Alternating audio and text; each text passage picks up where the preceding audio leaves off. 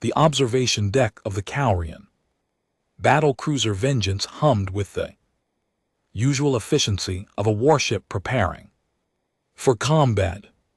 Commander Vexithar stood before the holographic display, his 4 eyes scanning the tactical readout of the human settlement below. 300 souls at mining colony defenseless according to intelligence reports.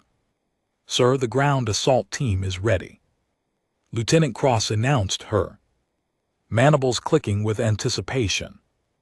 12 of our finest warriors, full tactical gear. The humans won't know what hit them. Vexithar nodded slowly.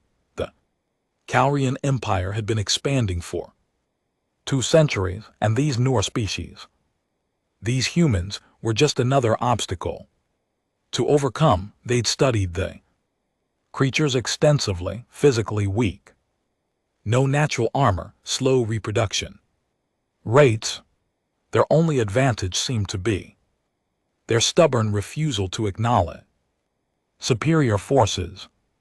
Begin the descent, he commanded. Standard suppression protocol. I want minimal resistance. What Vexar didn't know, what none of them knew, was that among the 300 colonists below sat someone who would fundamentally alter the Cowrian understanding of humanity. Her name was Riley Harper, and she was utterly, completely ordinary, at least that's what everyone thought. Riley sat in the colony mess hall, picking at her protein rations while half listening to Marcus and Jana argue about the upcoming supply run. She was 22. Brown hair, usually tied back in a messy ponytail, average height, average build. She worked maintenance on the atmospheric processors, fixed broken equipment, and generally blended into the background of colony life. I'm telling you, we need to prioritize medical supplies, Jana insisted, her fork stabbing at the air for emphasis. And I'm saying the filtration system is on its last legs, Marcus countered. We lose that, medical supplies won't matter, because we'll all suffocate. Riley said nothing. She rarely did during these debates. Instead, she watched the other colonists moving through the hall, calculating the slight limp in old Theodore's gait, probably his hip again, noting the tension. Supervisor Grant's shoulders, stress from the upcoming productivity reports. The alarm changed everything. It started as a low wail, then escalated into a piercing shriek that sent coffee cups clattering to tables and conversations dying mid-sentence.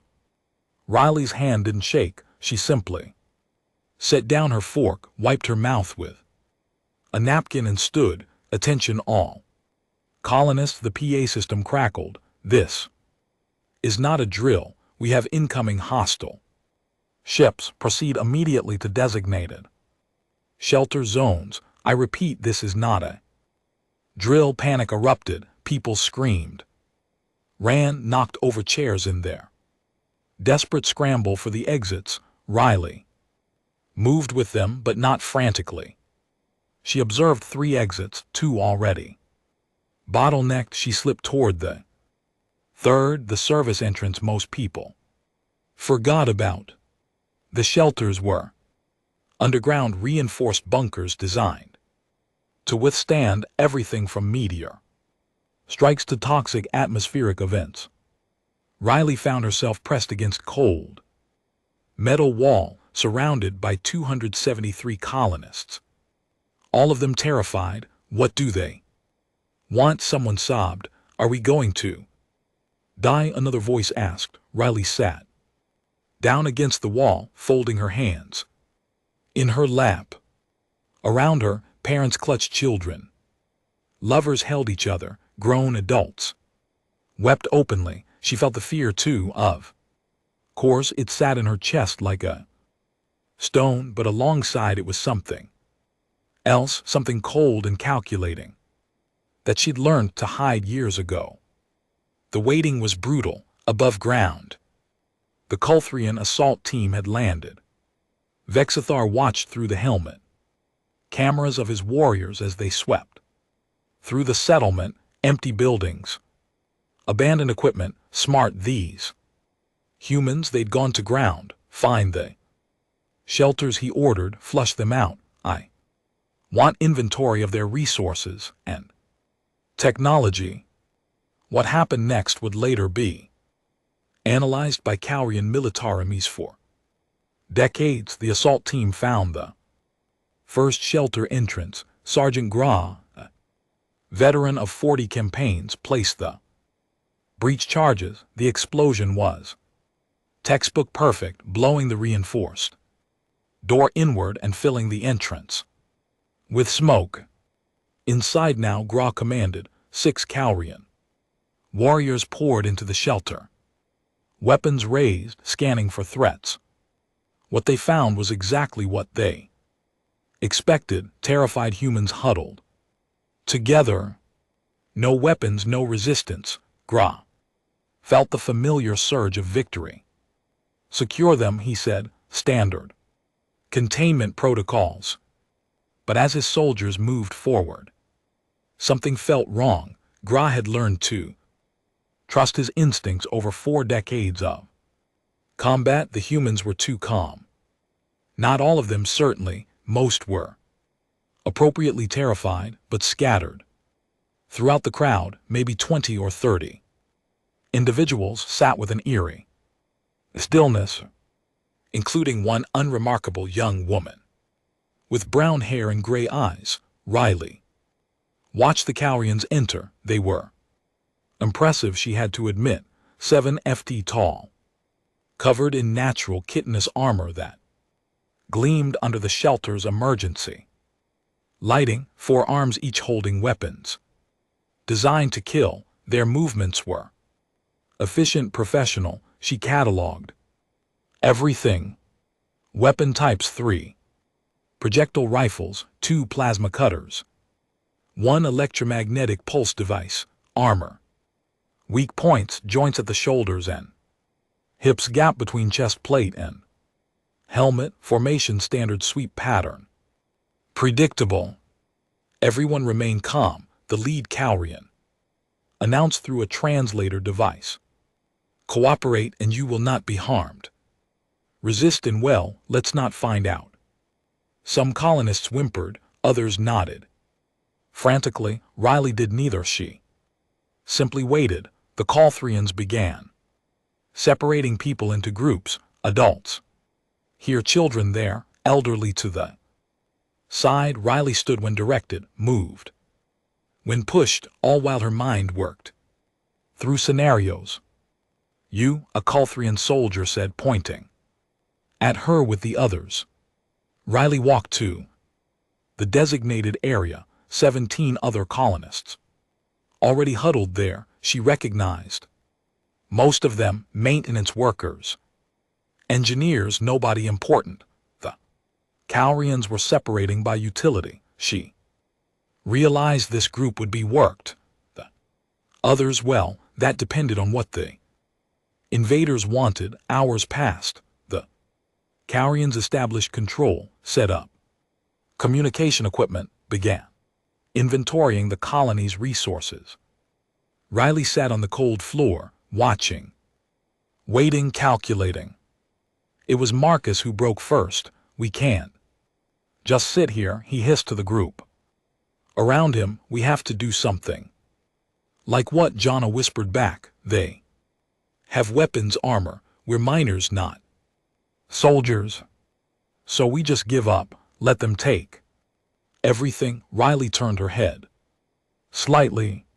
She could see Marcus' hands shaking, see the desperation in his eyes. He was going to do something stupid. The realization settled over her like a familiar coat. Marcus, she said quietly. It was the first word she'd spoken since the invasion began. Don't. He looked at her surprised. Riley rarely spoke to him outside of work-related necessities. Don't what? Whatever you're planning. Don't.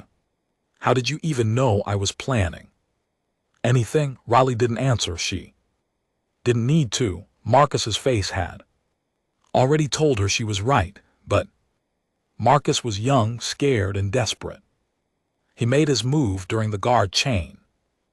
When the Calrian warriors were rotating positions, he lunged at the nearest soldier, grabbing for a weapon. It was brave, it was also suicidal. The Calthrian reacted instantly, one arm sweeping Marcus aside like he weighed nothing. The human hit the wall with a sickening crack and crumpled. Other colonists screamed. The Calrians raised their weapons. Silence, Gra commanded. The next person who moves dies immediately. The shelter went deathly quiet. Marcus groaned on the floor, clutching his ribs. The Calrians made no move to help him. Riley remained perfectly still, but her eyes were calculating trajectories, counting heartbeats, measuring distances. Not yet, she told herself, not yet. Back on the Vengeance, Vexthar reviewed the situation, reports with growing satisfaction. The colony was secure. Resources were being cataloged. The humans were contained. A textbook operation. Sir Cross said, "We're receiving footage from the helmet cameras. Would you like to review?" Later, Bixar replied, "I want a full assessment of their mining equipment.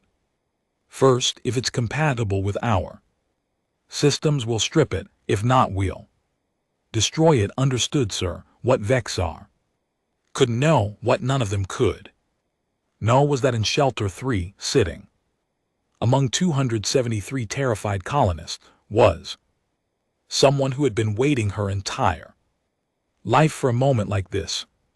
Riley Harper had spent 22 years being unremarkable, being forgettable, being the person everyone overlooked. She'd learned early that being noticed was dangerous, so she'd become invisible, just another face in the crowd. She went to work, did her job, went home. She had no close friends, no romantic relationships, no hobbies that drew attention, but inside, behind the carefully constructed mask of normally, Riley's mind was different. She saw patterns others missed, calculated outcomes with frightening accuracy. Read people like open books, and when necessary, when truly necessary, Riley Harper could be very, very dangerous. The Calrians kept them in the shelter for 3 days. They brought minimal food and water, just enough to keep everyone alive. Some colonists got sick from stress, others retreated into themselves, staring at walls with empty eyes. Riley ate when food came, drank when water was available, slept in short, efficient bursts, and watched. Always watched. She learned the guard rotation schedule. 12-hour shifts, 3 soldiers per shift. Learned their individual patterns. The one who always checked the far corner first, the one who stood too close to the doorway, the one who was left-handed and favored his right side to compensate. On the 3rd day, the Calrians made an announcement. "Tomorrow you will begin work," Gra informed them. "Those designated for mining operations will be transported to the dig sites. Those designated for technical work will remain here to assist with equipment analysis. Those designated as surplus will be processed." Processed, someone asked. What does that mean? Gra didn't answer. He didn't need to. The silence that followed told them everything. That night, as the shelter lights dimmed to simulate evening, Riley heard whispered conversations throughout the space, plans for rebellion, ideas for escape, all of them doomed to fail. Because these people, these good, normal People didn't understand violence the way Riley did. We could rush them. Someone suggested, there's only 3 guards right now. We outnumber them and get mowed down in seconds. Another voice countered, did you see what happened to Marcus? Marcus was still alive barely. He sat in the corner, ribs definitely broken. Every breath in agony. The Cowrians hadn't bothered treating him. Why waste resources on livestock? Riley closed her eyes and ran through scenarios, rushing the guards. 73% casualty rate among colonists, 0% success rate attempting sabotage, insufficient knowledge of Cowrian technology, waiting for rescue. No evidence anyone knew they were under attack. That left one option, the option she'd been considering since the moment the Cowrians walked through that door. She would have to become what she'd spent 22 years hiding. The decision settled over her like a weight, but also like a relief. For years she'd suppressed her true nature, buried it under layers of normally, but now, surrounded by death and desperation, Riley allowed herself to accept the truth. She wasn't normal. She'd never been normal, and in approximately 18 hours, the Cowrians were going to learn exactly what that meant. The next morning began with sorting. The Cowrians divided colonists into 3 groups with ruthless efficiency. 60 for mining, 40 for technical work. The rest, 173 souls, were marched out of the shelter. Riley was in the technical group. She stood in line, hands clasped in front of her, face neutral, while children cried and families were torn apart. She watched an elderly woman beg to stay with her grandson, watched the Cowrians separate them. Anyway, move, a soldier commanded, shoving the technical workers toward a transport vehicle. Riley moved. She climbed into the vehicle with 39 other colonists, all of them skilled in various technical disciplines, engineers, programmers, mechanics. The Cowrians wanted their knowledge. The vehicle rumbled through the colony toward the main operation center. Through the windows, Riley could see Cowrian soldiers everywhere, stripping equipment, loading cargo, transforming the settlement into a resource extraction point.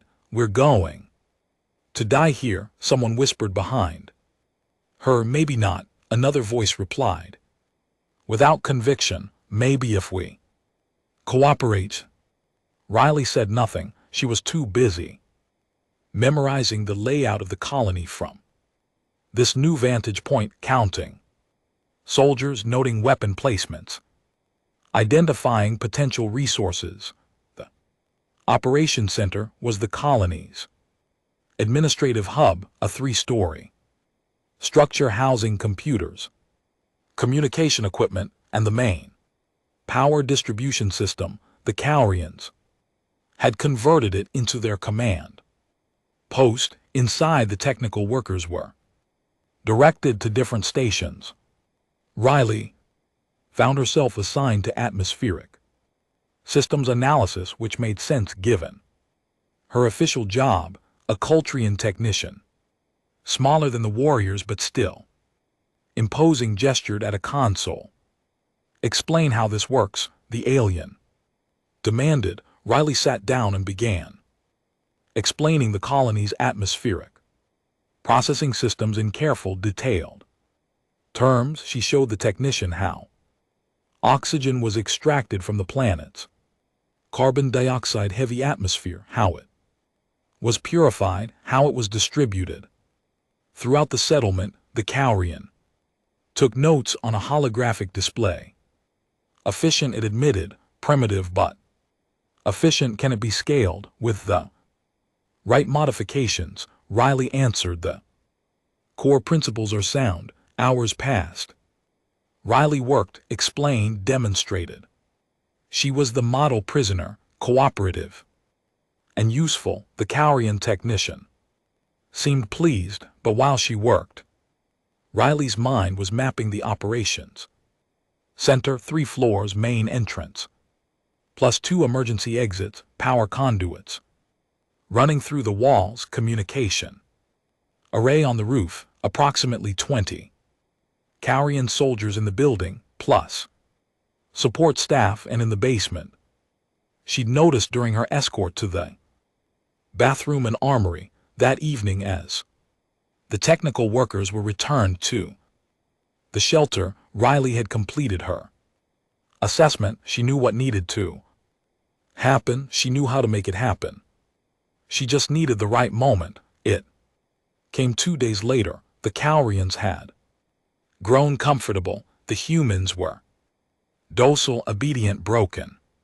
The warriors began taking longer breaks, standing less alert. Guard routine had set in, and routine was the enemy of vigilance. Riley was working at her console when the alarm sounded, not an invasion alarm this time, but a system alert. One of the atmospheric processors was malfunctioning, pressure building to dangerous levels. Fix it, the Cowrian technician barked. Riley's fingers flew over the console, but she wasn't fixing anything. She was making it worse. Carefully, incrementally. Invisibly worse. It's spreading, she said, allowing a hint of panic into her voice. The cascade failure is affecting the main distribution hub. Then stop it. I'm trying, but I need access to the physical systems in the basement. The Cowrian hesitated. Then, as another alarm joined the first, it made the decision. Riley had been guiding it toward take her to the basement now. 2 guards grabbed Riley's arms and hauled her toward the stairs. She didn't resist. She moved with them, docile and cooperative, while her mind counted steps, measured distances, prepared. The basement smelled of oil and ozone. The guards shoved Riley toward the atmospheric control panel, a massive array of pipes, valves, and monitoring equipment. The armory was 20 ft away. Behind a locked door, Riley went to work on the panel, making a show of urgency, while actually implementing the second phase of her plan. Her fingers found the pressure release valve, and instead of opening it, she sealed it tighter. It's not working, she shouted. The backup systems are failing too. More alarms. The guards shifted nervously. Above them, Riley could hear running footsteps as Cowrians responded to what they thought was a critical system failure. Do something, one guard demanded. I am, but I need the emergency override codes. They're in the main computer. I have to access it directly. She pointed to a terminal on the wall near the armory. The guard looked where she was pointing, and Riley moved. 22 years of hiding, 22 years of pretending to be normal.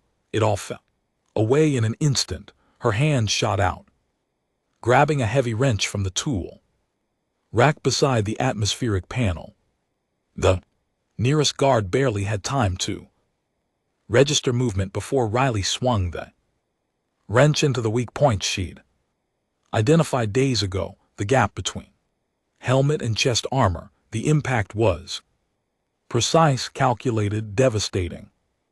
The guard dropped. The second guard raised its weapon, but Riley was already inside its reach, using the falling body of the first guard as a shield. She grabbed the plasma cutter from the first guard's belt and fired point blank into the second guard's faceplate. Total elapsed time 4.3 seconds. Riley stood over the bodies, breathing hard, adrenaline flooding her system. For a moment, just a moment, she felt a flicker of something, not quite guilt, more like acknowledgement. She just killed 2 living beings. Then the practical part of her mind reasserted control.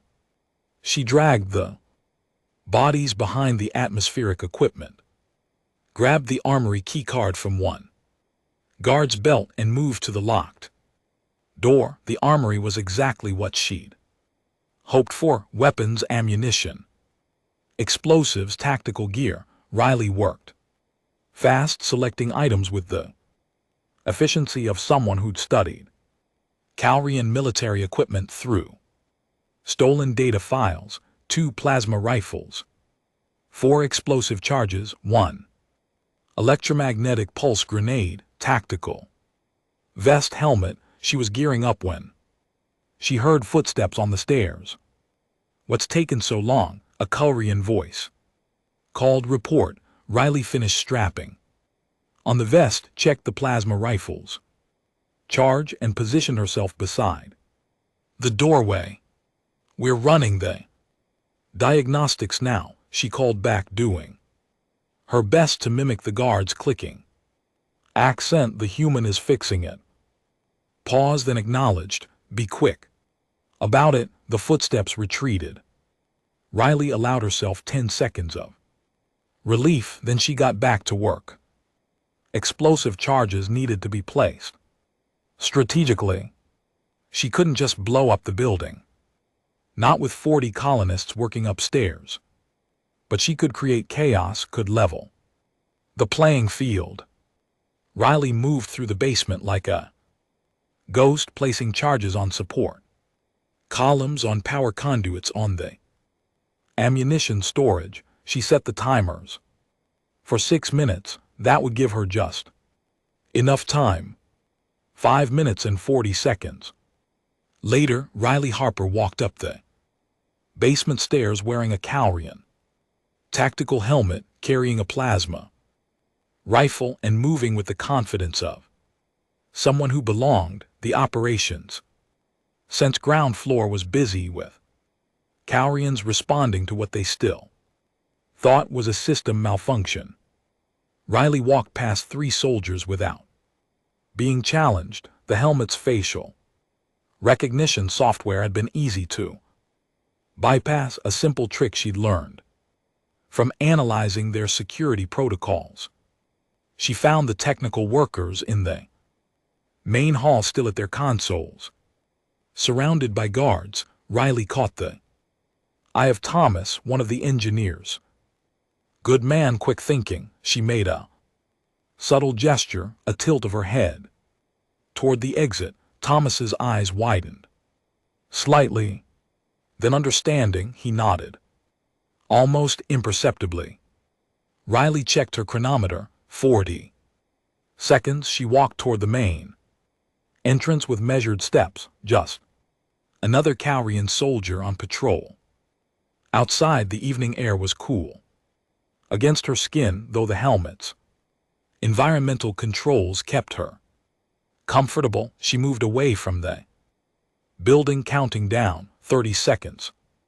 Behind her, Thomas had started coughing dramatically, clutching his chest, creating a distraction. Other technical workers picked up on it, expressing concern, crowding around him. 20 seconds. The guards moved to restore order, pushing colonists back to their stations. The confusion bought Riley precious seconds to get further from the building. 10 seconds. Riley turned, raised the plasma rifle, and fired. The operation sensed main power coupling. The shot was perfect, severing the connection and plunging half the building into darkness. 5 seconds. The Calrians erupted into action, some running toward the power coupling, others scanning for threats, none of them looking at the unremarkable human woman in the stolen armor standing 50 yards away. 0. The basement exploded. The explosion ripped through the operations center like a mechanical heartbeat going critical. Riley felt the shock wave. Before she heard it, a wall of pressure that knocked her forward 3 steps. Fire bloomed from the basement windows, orange and furious against the darkening sky. The building didn't collapse. Her calculations had been precise, but it was definitely compromised. Cowrian soldiers poured out of every exit, some dragging wounded comrades, others scanning for enemies they couldn't identify. Through the chaos, Riley watched the technical workers scramble. Out behind them, coughing and disoriented but alive, Thomas caught her eye across the mayhem and pointed toward the residential sector. Message received. Riley didn't run. Running would draw attention. Instead, she walked with purpose toward the colony's maintenance sector, just another soldier responding to the crisis. Her helmet's communication system crackled with Cowrian battle commands, voices overlapping and confused. Urgency, sabotage. Someone sabotaged the building. Find the perpetrator immediately. All units converge on Operations Center. Perfect. Every soldier moving toward one location meant fewer soldiers everywhere else. Riley slipped into Maintenance Bay 7, a warehouse-sized structure filled with mining equipment and repair stations. She stripped off the Cowrian helmet and vest, stashing them behind a massive ore processor, the plasma rifle she kept. Now came the hard part. The colonists, designated as surplus, 173 people, had been taken to processing Facility 12. Riley knew the building. It was on the eastern edge of the settlement, a former storage depot, converted into something far more sinister. The Cowrians had been loading people into transport containers. Destination unknown but easily guessed. Riley checked the plasma rifle's charge. 73%. Not ideal for what she was planning, but enough if she was smart about it. She moved through the colony using maintenance tunnels most colonists forgot existed. The underground passages connected major structures designed for emergency access and equipment transport. Riley had memorized every inch during her first month on the colony. The tunnel to Facility 12 was narrow, dark, and smelled of recycled air. Riley navigated by touch and memory, counting steps, taking specific turns. Above her, she could hear heavy footsteps as Cowrian soldiers ran past. They were still focused on the operations center, still trying to understand what had happened. The tunnel ended at an access hatch beneath the facility. Riley listened carefully before opening it. Voices above but distant. She eased the hatch open and found herself in a storage room filled with empty supply crates. Through the wall she could hear crying children's voices, adults trying to comfort them. The sound made something cold and hard settle in Riley's chest. She peered around the door frame into the main processing area. The facility was essentially one large room with a high ceiling, converted, holding pens along the walls, and 4 massive transport containers in the center. Callan guards stood at intervals, weapons ready, while technicians worked on sealing the containers. Riley counted 8 guards, 2 technicians, 173 colonists locked in pens waiting to be loaded. The smart move would be to retreat, find help, wait for better odds.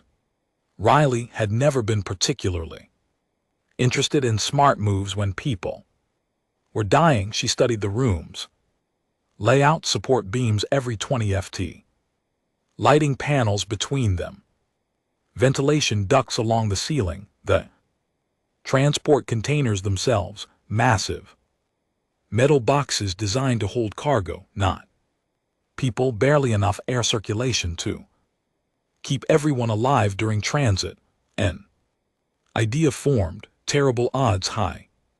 Casualty risk, probably suicidal. Riley smiled for the first time in 3 days. She retreated to the storage room and began gathering materials, empty. Supply crates, lightweight but sturdy. Electrical cable from the maintenance station, a cutting torch from the tool rack. Sometimes the best weapons were the ones nobody expected. 10 minutes later, Riley had constructed what was essentially a mobile barricade, 3 supply crates welded together with gaps for firing positions. It wouldn't stop plasma fire for long, but it might buy precious seconds. She positioned her makeshift shield at the doorway, checked the plasma rifle one more time, and took 3 deep breaths, centering herself, accepting what was about to happen. Then Riley Harper stepped into the processing facility and opened fire. Her first shot took out the overhead lighting panel, plunging half the room into darkness. The second shot hit the nearest guard. Before it could react, precise hit to the weapon's power cell, causing it to explode in the soldiers' hands. The facility erupted into chaos. Calrians shouted commands, raised weapons, scanned for targets. Riley was already moving, using her shield to cover her. Advanced toward the nearest support beam. Plasma bolts scorched the air where she'd been standing, impacting the crates with hissing fury. There by the containers, a guard shouted. Riley dropped behind the support beam as concentrated fire tore into her shield. The crates were disintegrating, wouldn't last another volley. She waited for the brief pause as the guard's weapons cycled, then popped out and fired twice. One shot into a ventilation duct, sending sparks showering down. The second into the nearest transport container's locking mechanism, jamming it permanently. Secure the prisoners, someone commanded. Don't let them escape. But the colonists weren't trying to escape. They were pressed against the far walls of their pens, terrified and confused. Riley felt a flash of frustration. She was trying to save them, but they were too scared to understand. A plasma bolt grazed her shoulder, burning through her jacket and searing skin. Riley hissed in pain but didn't stop moving. She rolled behind the damaged transport container, using it as cover while she reassessed. 5 guards still operational. Both technicians had fled. The colonists remained trapped in their pens. Her shield was destroyed. Her shoulder was screaming, and she was running out of ammunition. The tactical situation was, objectively speaking, terrible. Riley's mind raced through options, discarding plans as quickly as she formed them. Direct assault, suicide, retreat. Abandoning everyone, negotiation. Laughable. She needed something unexpected, something the Colthrians wouldn't anticipate. Her eyes fell on the damaged container's control panel. The locking mechanism was jammed, but the container itself was still functional, including its magnetic seal system designed to lock onto ship cargo bays during transport. Powerful electromagnets strong enough to lift tons of equipment. And absolutely insane idea occurred to her. Riley pulled the electromagnetic pulse grenade from her belt, Militarira, designed to disable enemy electronics in a 15 FT radius. She'd been saving it for an emergency. This qualified. She set the grenades timer for 5 seconds, activated the container's magnetic seal at maximum power, and threw the grenade toward the remaining guards. Grenade, one shouted. The Calrians scattered exactly as Riley predicted. They were trained soldiers. responding appropriately to explosive threats. What they weren't prepared for was the grenade's electromagnetic pulse, detonating next to the container's active magnetic system. The interaction between the pulse and the magnets created a feedback loop, a cascading electromagnetic surge that turned the container into a massive magnet, attracting anything metallic within 20 ft. The Cowrian weapons, armor plating, and equipment were yanked toward the container with irresistible force. Soldiers slammed into the metal surface, pinned by their own gear, unable to break free. Rifles clattered and stuck. One guard's helmet was torn clean off. Riley didn't waste the opportunity. She emerged from cover and systematically disabled each pinned guard with precise shots to their exposed weak points. No killing shots, she didn't need them. Dead, just unconscious. The last guard managed to partially free itself, raising a sidearm with desperate strength. Riley shot the weapon out of its hand, then delivered a solid kick to its faceplate. The Cowrian dropped. Silence fell over the facility, broken only by the electromagnetic hum of the overloaded container and the whimpering of terrified colonists. Riley stood in the center of the room, breathing hard, shoulder throbbing, and surveyed her work. 8 unconscious Cowrians, 0 casualties among the prisoners, 1 completely destroyed barricade, and 1 electromagnetically compromised transport container. Not bad for someone who was supposedly ordinary. She moved to the holding pens and began opening locks. The colonists stared at her with expressions ranging from shock to disbelief to overwhelming relief. Riley, someone whispered. Riley Harper. From maintenance. We need to move, Riley said, ignoring the question. Now, before reinforcements arrive. But how did you later? Right. Now follow me. Stay quiet, stay together. Anyone who can't run, find someone to help them. An older man named Victor stepped forward. Where are we going? Riley had already considered this. The colony was compromised. The Cowrians controlled most of the infrastructure. Traditional shelter wasn't an option. But this was a mining colony, which meant hundreds of miles of underground tunnels extending into the planet's crust. The deep mines, she said. Section 14. It's abandoned off the main grid. The Cowrians won't have mapped it yet. That's 10 miles from here. Then we better start walking. The evacuation was organized chaos. Riley split the group into smaller units, each led by someone she'd identified as capable under pressure. Parents carried children. Younger colonists supported the elderly. The group moved through maintenance tunnels and service corridors, avoiding main thoroughfares where Cowrian patrols operated. They encountered resistance twice. The first time, a pair of soldiers doing routine rounds. Riley disabled them before they could raise an alarm using a combination of her plasma rifle and a well-placed fire extinguisher to the faceplate.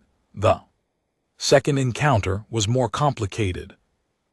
Full patrol, 6 soldiers moving through the very tunnel Riley's group needed to access. She couldn't fight 6 armored warriors head-on, not without casualties.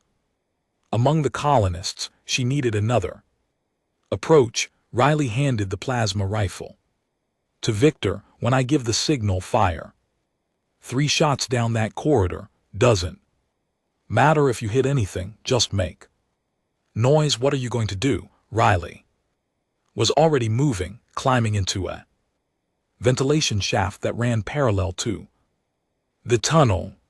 She crawled through the narrow space, ignoring her protesting shoulder until she was directly above The patrol, the ventilation grate was held by 4 screws. Riley removed 3 and loosened the 4th until the grate hung by a single point. Then she took out the cutting torch she'd grabbed from the facility. Now she called down. Victor fired 3 plasma bolts, screamed down the corridor, hitting nothing but getting everyone's attention. The Cowrian patrol reacted, predictably moving toward the threat. With weapons raised, Riley dropped through the weakened grate, landing on the rear guard's shoulders. The soldier staggered under her unexpected weight. Before it could recover, Riley jammed the cutting torch into the gap between helmet and armor and activated it. The superheated flame didn't penetrate the armor. It didn't need to. The heat conducted through the metal and the Cowrian collapsed from thermal shock. Riley rolled off the falling soldier and came up with its rifle, firing as she moved. The patrol was confused, under attack from 2 directions, unable to coordinate effectively in the narrow tunnel. It was over in seconds. Riley stood among 5 unconscious soldiers, breathing hard, her improvised tactics having worked better than she'd hoped. Victor emerged from around the corner, staring at her with something approaching awe. Who are you really? Riley picked up 2 additional weapons and handed them to colonists who looked capable of using them. Someone who fixes things, she said simply. Let's keep moving. The deep mines were exactly as she remembered, dark, cold, and completely off the Cowrian sensors. The abandoned section stretched for miles. Old excavation tunnels that had been deemed unprofitable years ago, perfect for hiding 173 people. Riley posted guards at the entrance points and began organizing the survivors. They needed water, food, medical supplies. She sent small teams back to the surface through hidden access points, raiding storage facilities under cover of darkness. On the 3rd night in the mines, Victor approached her while she was studying a map of the colony's infrastructure. The others have been talking, he said. They want to know why you never told anyone you could do all this. Riley didn't look up from her map. Would you have believed me if I had? Probably not, Victor admitted, but still, you've been here 2 years working maintenance, never causing trouble, never standing out, and now you're organizing a resistance movement like you've done it before. I haven't done it before. Then how? I read a lot, Riley interrupted. She finally looked at Victor, her gray eyes steady. And I pay attention. Cowrians are predictable. Military training makes people follow patterns. Once you understand the patterns, you can exploit them. Victor shook his head. It's more than that. The way you move, the way you fight, that's not something you learn from books. Riley returned her attention to the map. Everyone has things they don't talk about, Victor. Parts of themselves they keep hidden. Mine just happened to be useful right now. She didn't tell him about the years before the colony, the military psychiatric evaluation that had flagged her as potentially dangerous, the incident that had led to her discharge, the careful work she'd done to disappear into civilian life, to become nobody, to never draw attention. She especially didn't tell him how good it felt to stop pretending. Resistance grew. Colonists who'd seemed broken found strength in survival. Mining engineers became saboteurs. Technicians became intelligence gatherers. Even the children contributed, their small size allowing them to access areas adults couldn't reach. Riley coordinated everything from The deep mines sending out teams to strike Cowrian operations and then fade back into the tunnels. They destroyed supply depots, disabled communication. Arrays freed the 60 colonists who'd been assigned to mining operations. Cowrians responded with increased patrols and harsher security measures. They were getting frustrated. Riley could tell their simple conquest had turned into a grinding insurgency. Commander Vexithar stood before the holographic display, his 4 eyes burning with barely controlled rage. The human settlement should have been pacified weeks ago. Instead, his forces were bleeding resources, fighting ghosts.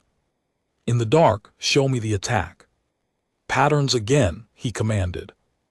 Lieutenant Cross activated the tactical display, highlighting the 17 successful attacks against Cowrian positions. They strike without warning, always at our weakest points. They know our patrol schedules, our guard rotations, our supply routes. Someone is feeding them intelligence, or someone is very good at observation. Vexthar mused. He zoomed in on the attack locations, studying the data. These aren't random, there's a pattern. Here, a single mind coordinating multiple operations.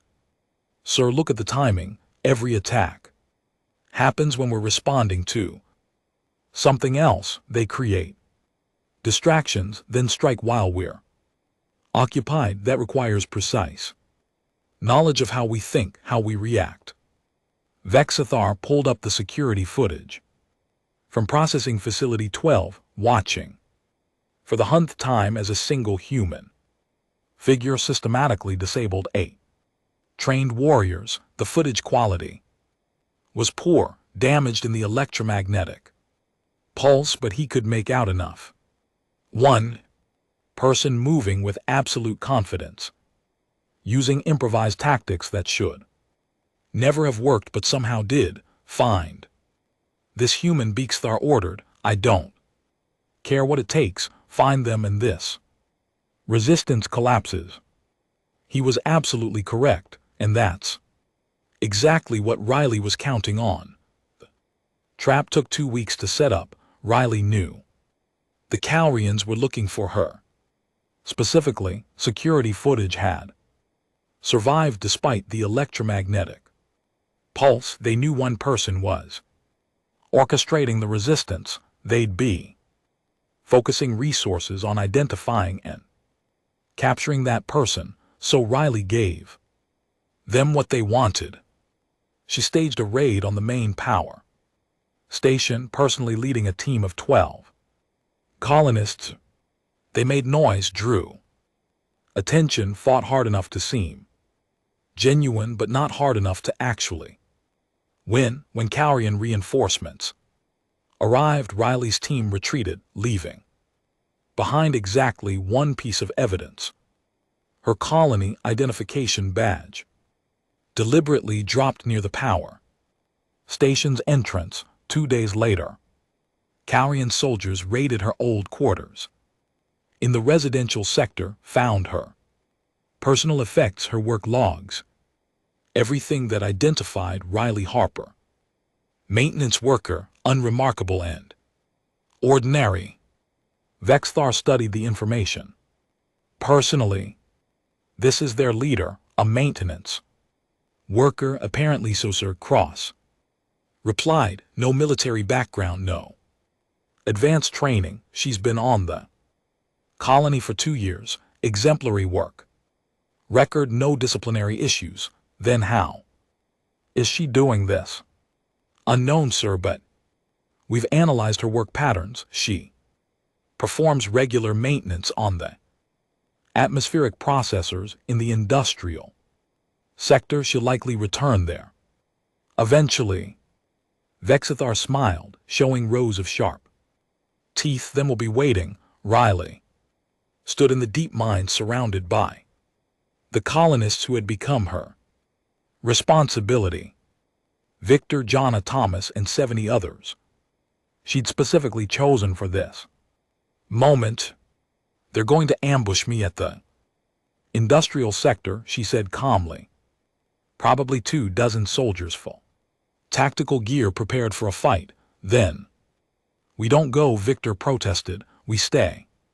Here, stay hidden, and eventually they find us anyway, Riley countered, or they give up on the colony and glass the entire settlement from orbit, killing everyone. No, this ends now on our terms. She activated a holographic display showing the industrial sector's layout. The Cowrians think I'm one person. They're expecting one target. They're wrong. Over the next hour, Riley outlined a plan so audacious that several colonists questioned her sanity.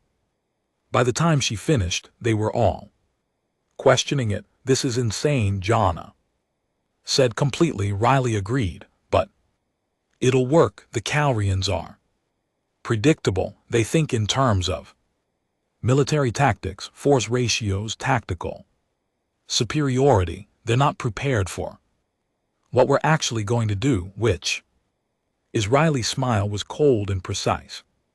We're going to give them exactly what they want, me just not in the way they expect.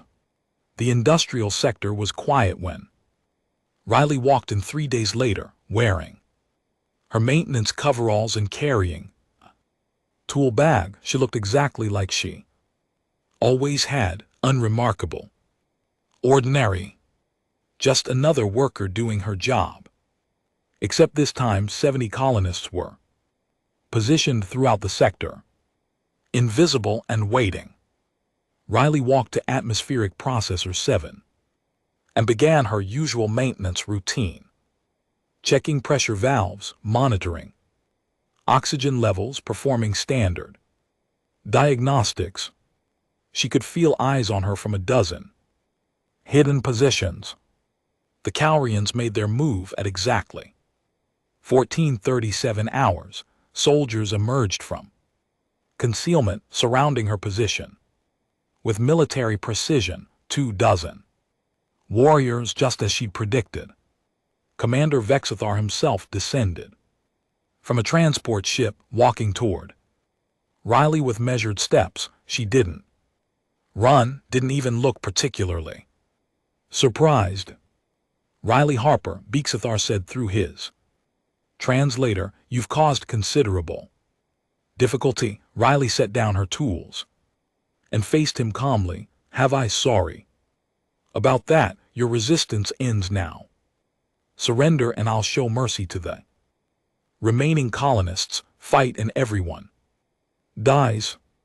Mercy, Riley repeated. Is that what you call loading people into transport containers like cargo, splitting families apart, killing anyone who resists? Vexithar tilted his head. You're remarkably calm for someone surrounded by superior forces. Am I surrounded? Riley asked. Are you sure about that? For the first time, Vexithar felt a flicker of uncertainty. Something in this human's voice, her posture, suggested she was not nearly as trapped as she should be. Riley raised one hand and snapped her fingers. The sharp sound echoed through the industrial sector.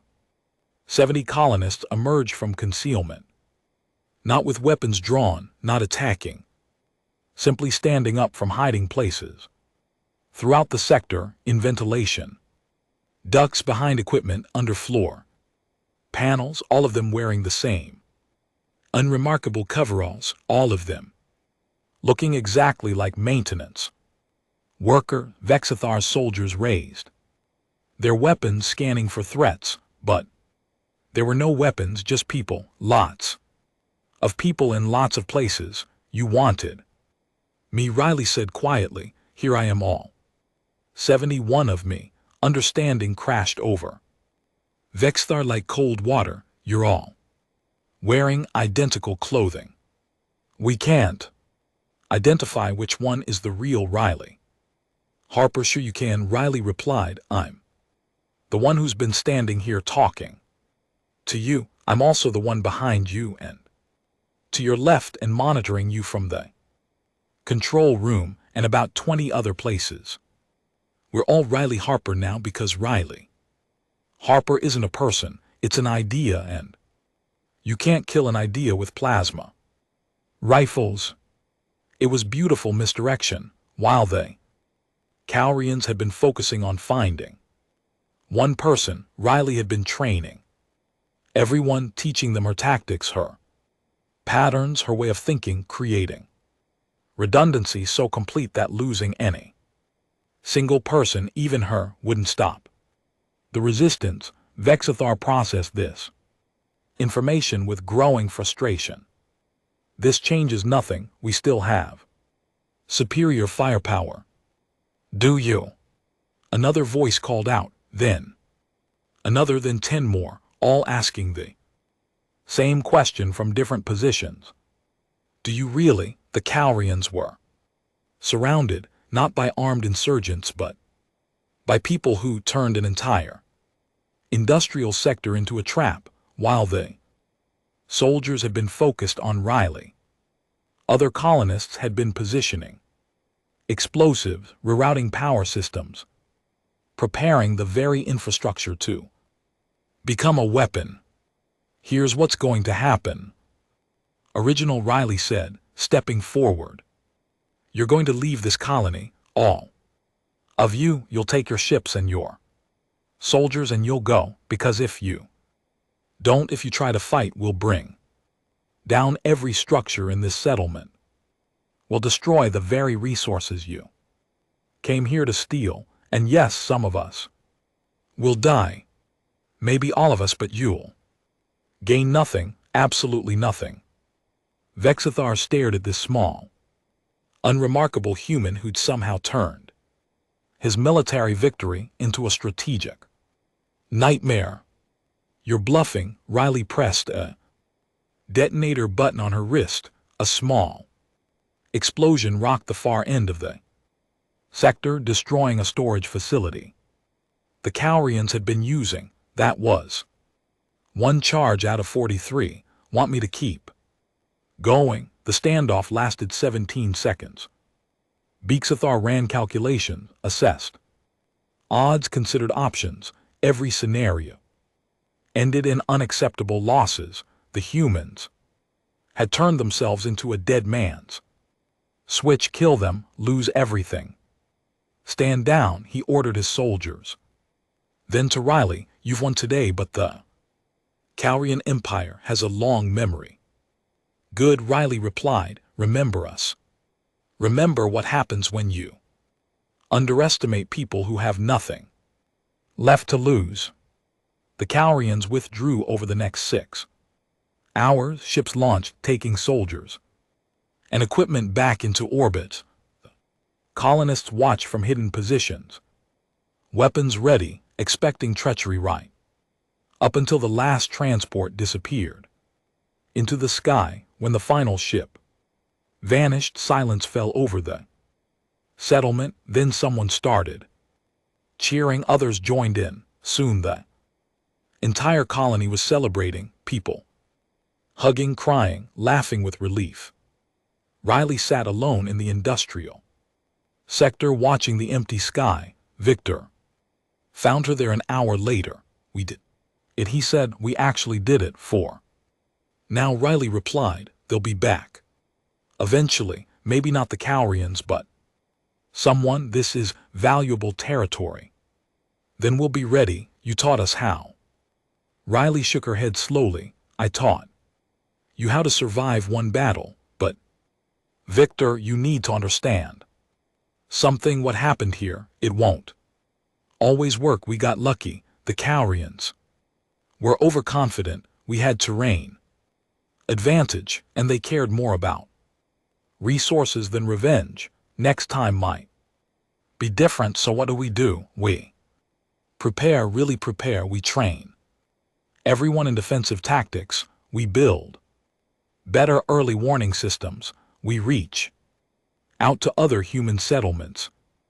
Establish communication networks, mutual defense agreements. Riley stood up, brushing dust from her coveralls, and we never ever assume we're safe just because we won once. Victor studied her carefully. You're not going to tell us who you really are you? I'm Riley Harper, maintenance worker. Same person I've always been. Maintenance workers don't fight like you do. Riley allowed herself a small smile. Maybe they do on planets where fighting matters, or maybe just maybe everyone has more inside them than anyone suspects. They just need the right circumstances to discover it. She walked back toward the residential sector, leaving Victor standing in the industrial facility. Around her, colonists were beginning the work of rebuilding, repairing damage, salvaging what they could from the Calrian occupation. 300 souls had stood against an empire, not through superior technology or military might, but through sheer, stubborn refusal to give up. Through ordinary people doing extraordinary things when pushed beyond their limits. Riley Harper disappeared back into ordinary life as easily as she'd emerged from it. She returned to her maintenance job, fixed atmospheric processors, attended colony meetings. She smiled politely when people tried to thank her, deflected questions about her past, and generally became unremarkable again. But late at night, in the deep mines that had sheltered them all, the colonists established something new, a training program, a defense force, a network of ordinary people learning to be extraordinary when necessary. And somewhere in the galaxy, Commander Vexithar filed a report that would circulate through Calrian military intelligence for years, a warning about a species that appeared weak but possessed something the Empire had never encountered before, the ability to transform, to adapt, to become whatever the situation demanded. Humans, the report concluded, should never be underestimated, especially the unremarkable ones, especially the ones who sat quietly among you, watching and learning until the moment they decided to stand up and fight. The galaxy would learn that lesson many more times in the years to come, but it started here in a mining colony no one had ever heard of, with a woman named Riley Harper who'd spent 22 years being invisible, right up until the moment she decided not to pee.